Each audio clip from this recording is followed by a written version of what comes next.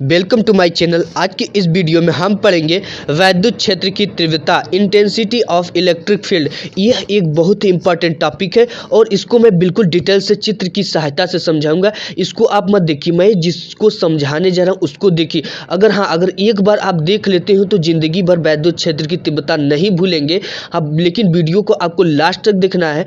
अगर वीडियो पसंद आए तभी लाइक करिएगा, और हाँ, अगर आपको लगे कि ये चैनल काम का है तो अभी सब्सक्राइब करिएगा, नहीं तो सब्सक्राइब की कोई ज़रूरत नहीं है। ठीक है, तो देखिए, मैं ये लिखा है वैद्युत क्षेत्र की तीव्रता। ठीक है, इसका डेफिनेशन पहले आपको बता देता हूँ कि देखिए, वैद्युत क्षेत्र में किसी बिंदु पर रखे परीक्षण आवेश पर लगने वाले बल के अनुपात को उस बिंदु पर वैद्युत क्षेत्र की तीव्रता कहते हैं। अब देखिए, इसको मैं आपको समझाने जा रहा हूँ बिल्कुल डिटेल्स में।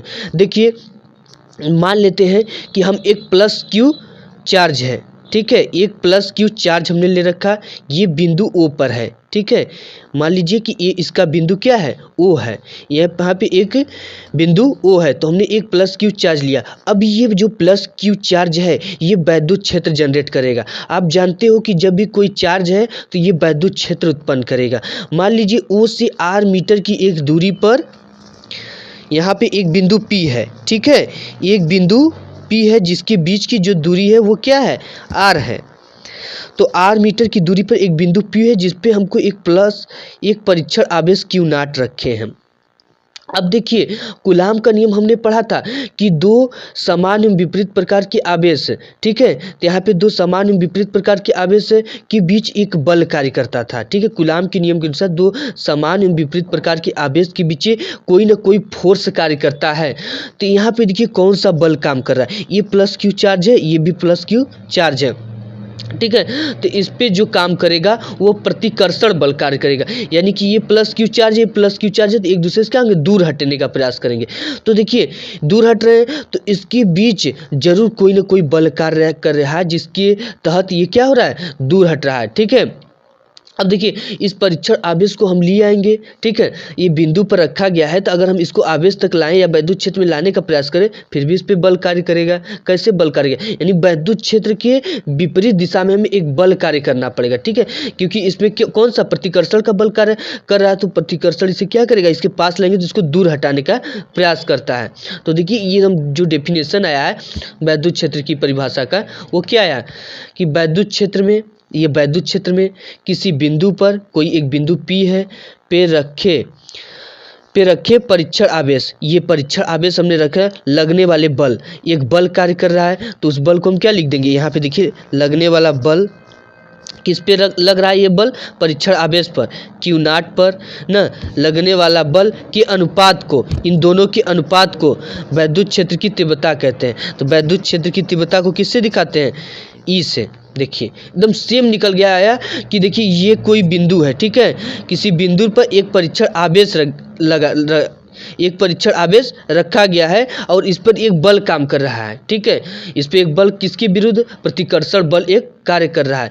तो लगने वाले बल, तो एक बल हमने यहाँ पे लिख दिया, किस पे कार्य कर रहा है, परीक्षण आवेश पर। इन दोनों के ही अनुपात को वैद्युत क्षेत्र की तीव्रता E कहते हैं। तो एक बार फिर डेफिनेशन देख लेते हैं कि वैद्युत क्षेत्र में किसी बिंदु पर रखे परीक्षण आवेश पर लगने वाले बल के अनुपात को उस बिंदु पर वैद्युत क्षेत्र की तीव्रता कहते हैं। स्टूडेंट, आप इसका स्क्रीनशॉट ले सकते हो। ठीक है, अब बात करते हैं E बराबर F/Q। देखिए, यहाँ पे आपको फुल मार्क्स नहीं मिलेगा जब तक आप इसका जो वैद्युत क्षेत्र है इसकी क्या लिखेंगे, आप इसकी मात्रक लिखेंगे। तो स्टूडेंट, इसका जो मात्रक होता है, F का मात्रक न्यूटन, तो यहाँ पे हमने क्या लिख दिया, न्यूटन। और यहाँ पे Q यानी जो आवेश, इसका मात्रक कूलाम होता है, ये हो गया कूलाम।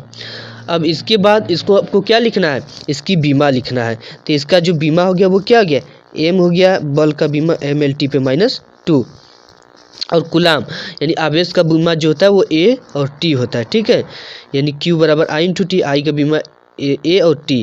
अब इसके बाद इसको आप सॉल्व कर दोगे तो आएगा क्या, देखिए, आपका M हो गया, L हो गया, और T पे ये देखिए -2 है, तो इसको -2 लिख दीजिए, और T पे नीचे +1 है, ऊपर जाएगा तो माइनस, T पे -1, और ये है +1, तो ऊपर जाएगा तो ये इन्वर्स हो जाएगा। देखिए, बीमा को हर समय बड़े कोष्टक में लिखते हैं, अब इसे आपको सॉल्व कर देना है। तो ये हो जाएगा m, ये हो जाएगा l, ये हो जाएगा t पे। अब इसके -1 और -2 को क्या कर देंगे, ऐड कर देंगे। आप ऐसे भी लिख सकते हो -2 -1, ठीक है, मल्टीप्लाई में घातें जुड़ जाती हैं।